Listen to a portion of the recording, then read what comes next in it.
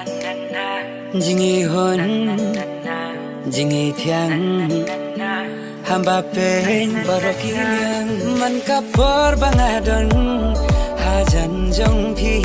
da jingi pi pendam, yadunut teli, hajing be jong kal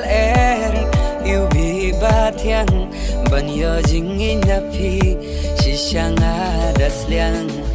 Dahara bas tempen kende ka shadam ngala itik kum ka kunsim jingi baja nai happy jutang ak leila da piru pis ngo ya dai hey kong thei